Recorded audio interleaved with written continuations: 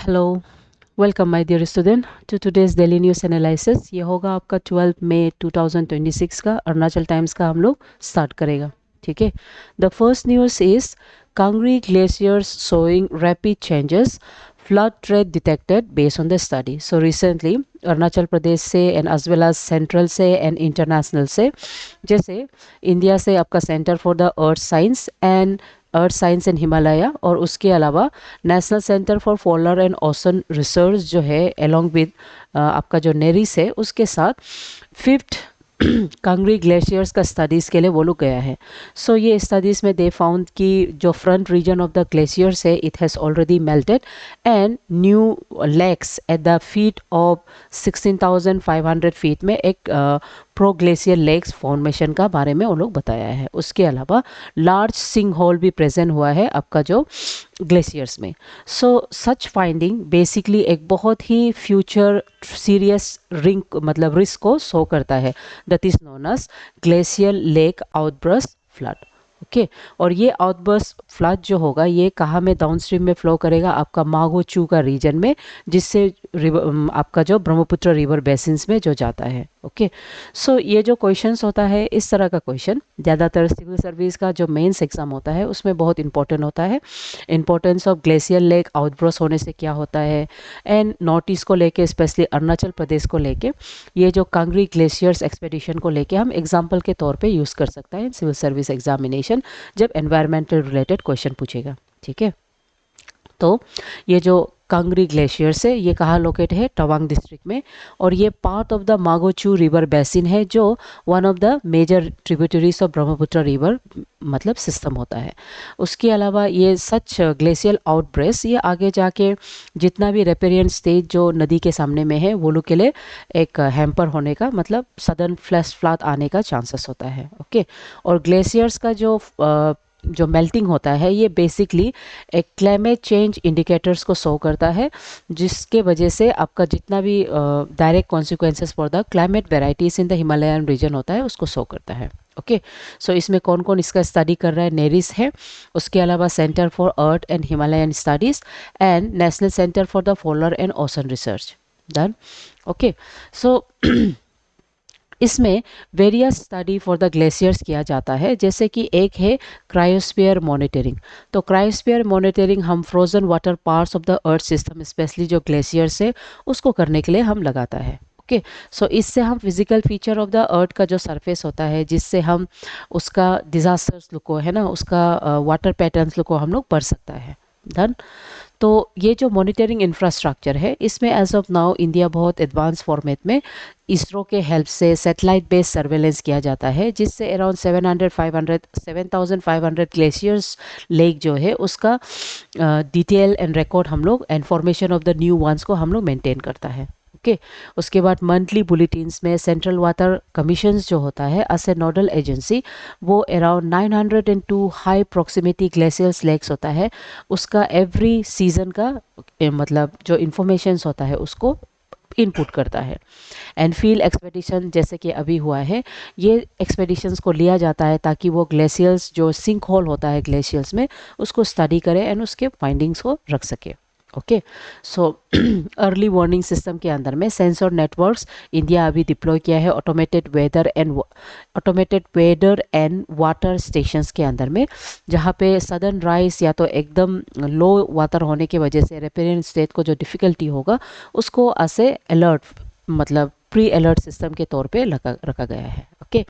सो ये इनिशिएटिव लोग बेसिकली एक लास्ट माइल कनेक्टिविटी के अंदर में आता है, जहाँ पे एवरी मतलब places every far flung areas जो हो वो लोग को भी प्री मतलब डिटरमाइन इंफॉर्मेशन दिया जाता है before the coming of any form of natural calamities.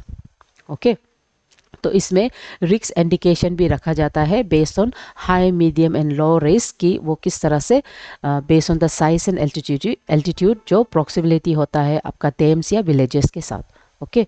And necessary structural mitigations भी रखा जाता है ताकि आपका जो extra control lake down stream में फॉर्म करना या तो सिफोनिंग ऑफ पाइप्स बनाना, ताकि वहाँ से जब फ्लैश फ्लड आएगा तो वो वाटर को कंट्रोल वे में आपका पाइप से दूसरा जगह लेके जा सकता है। जैसे एज ऑफ नाउ आपका south Lhonak lake in Sikkim वहाँ पे ये कर रहा है। जैसे आपका जो लेक होता है इसमें बहुत सा कनेक्शन रखा है टू द डिफरेंट पार्ट्स, तो सदन यहाँ में वाटरफॉल होने से यहाँ से वाटर रुक जाएगा एंड यहाँ का जितना आजू बाजू का स्टेट है वो सेफ्टी मेजर करेगा।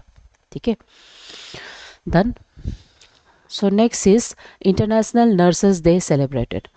तो इंटरनेशनल नर्सेस डे ये पूरा वर्ल्ड वाइड इसको सेलिब्रेट कर रहा है एंड ये आर्टिकल के बेस पे ये इसको सेलिब्रेट किया है गवर्नमेंट कॉलेज ऑफ नर्सिंग इन पासीघाट। ठीक है, ईस्ट सियांग डिस्ट्रिक्ट्स में है।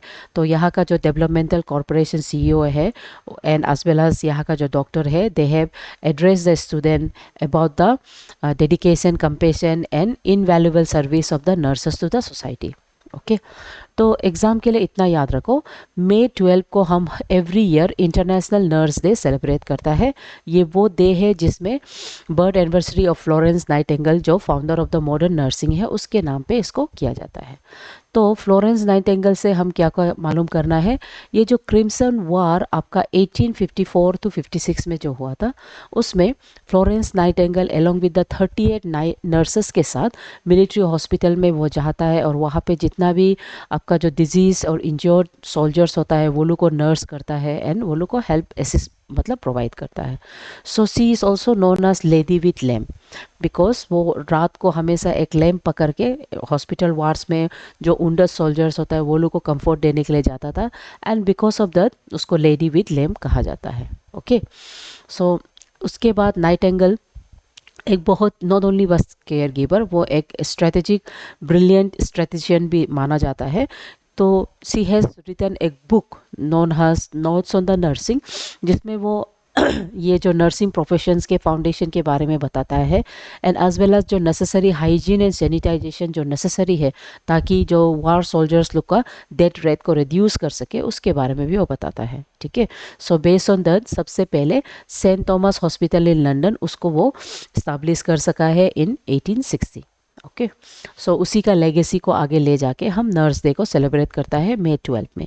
और ये साल का नर्स डे का जो थीम जो एग्ज़ाम के लिए ज़रूरी होगा वो है our nurses our future, empowered nurses save lives. So ये जो थीम है ये ऑफिशियली आपका 2024 का एंड 2025 का उसको सिंक्रोनाइज करके एक structural empowerment of the nurse force के टूवर्ड्स में इसको ये थीम को बनाया है। ओके, उसके बाद NEDFi partners with Veefin solution to implement digital lending ops in north east.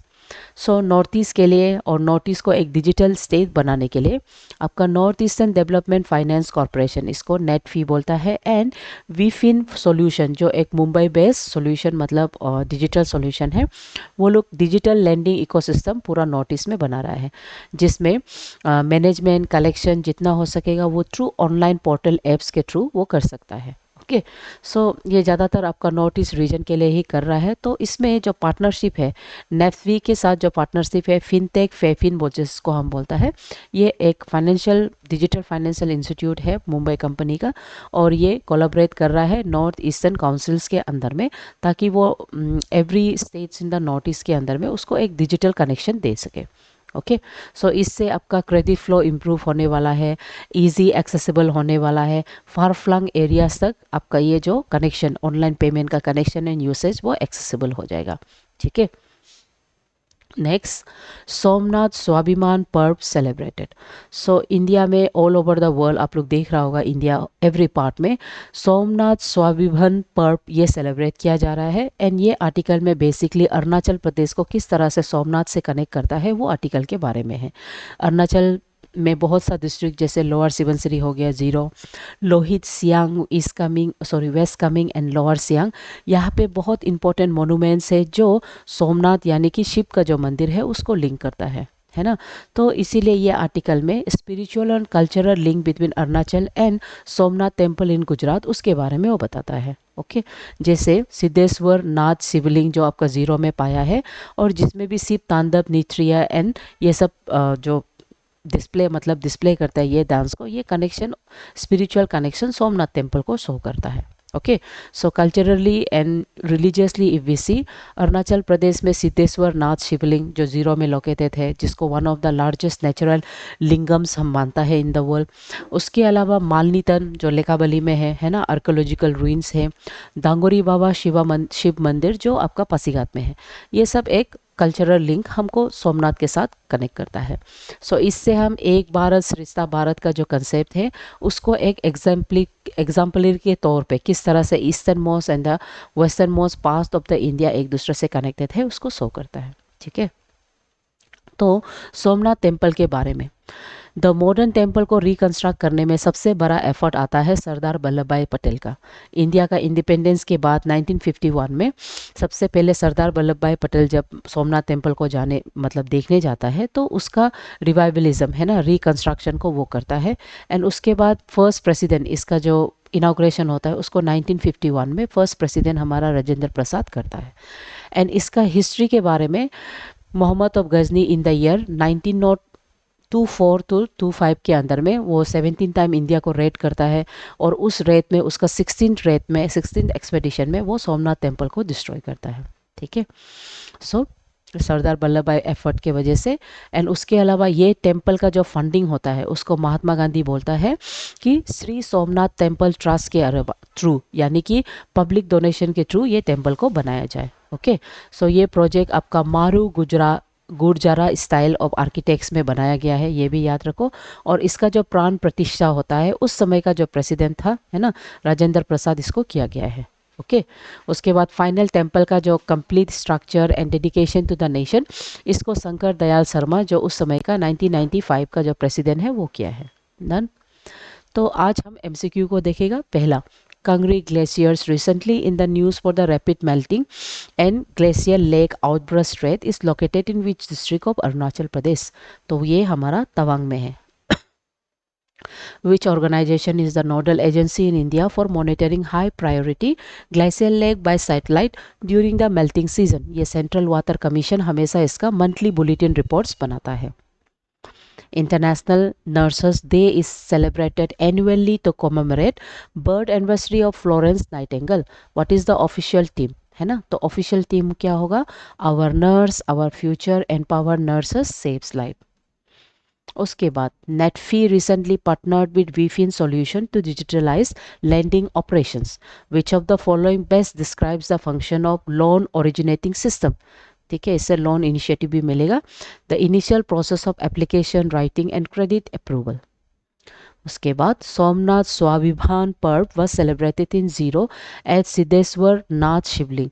This site is famous for housing one of the largest natural Shiva linga in the world. Done. उसके बाद modern reconstruction of Somnath temple was constructed in 1951 by which president? ये doctor Rajendra Prasad के अंदर में हुआ है। Okay, उसके बाद पहला जो मेंस का क्वेश्चन हो सकता है, ये सोमनाथ टेम्पल यानी कि रिलीजियस टेम्पल्स को लेके किस तरह से वो कनेक्शन बना सकता है, ये क्वेश्चन पूछ सकता है। साथ ही साथ रोल ऑफ सरदार वल्लभ भाई पटेल, इसको बनाने में क्या रोल है, ये भी क्वेश्चन पूछ सकता है। ठीक है, उसके बाद nurses as the backbone of the health care system, ये पूछा जा सकता है। यूनिवर्सल हेल्थ कवरेज में जो नर्सेस लोग का जो रोल होता है, वर्कफोर्स एम्पावरमेंट इन इंडिया होता है, उसको लेके आपको क्वेश्चन पूछा जा सकता है। एंड उसके अलावा ये बहुत इंपॉर्टेंट है। ठीक है, ग्लेशियर लेक आउटब्रस्ट जो होता है इससे क्या इम्पैक्ट हो सकता है आपका जितना भी नीचे का रेपेरियन स्टेज होता है ब्रह्मपुत्र रिवर सिस्टम को लेके, एंड आपका मागोचू का जो रिवर बेसिन्स को लेके आपको क्वेश्चन पूछ सकता है। उसके बाद thought of the day, do as much homework as you can, learn everybody's job and don't just settle. Michael B Jordan. So with this concept आप लोग फॉलो करते रहिए, पढ़ते रहिए। Thank you my dear student.